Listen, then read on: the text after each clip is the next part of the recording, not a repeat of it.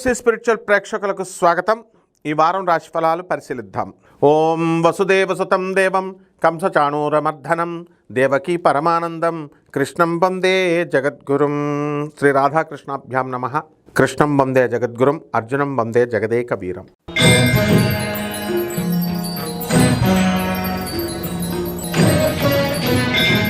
కుంభరాశి. ఈ కుంభరాశి వారికి అందరికీ కూడా జన్మంలో ఉన్నటువంటి రాహుగ్రహ ప్రభావం వలన మీకు ప్రతి విషయము కూడా అనుమానాస్పదంగా ఉండడము, ఉద్రేకపూరితంగా మాట్లాడటము ఇలాంటివన్నీ కూడా జరుగుతూ ఉంటాయి.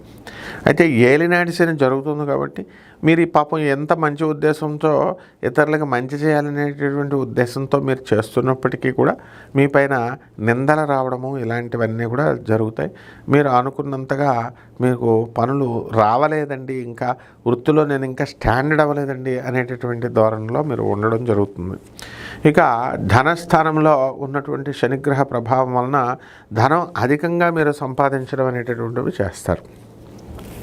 ఇక అర్ధాష్టమ కుజగ్రహ ప్రభావం వలన మీకు కుటుంబంలో కొన్ని కలతలు ఉన్నాయి ఎంతో కాలంగా.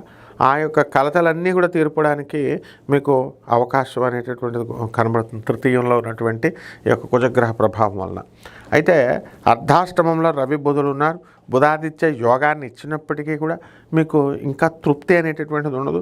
మీ కార్లు, మైకులు, ఇలాంటివన్నీ కూడా మోటార్ వెహికల్స్ ఇలాంటివన్నీ కూడా వాటికి అధికంగా ఇనప ఖర్చు ఎక్కువ అవ్వడము అనేటటువంటిది జరుగుతుంది.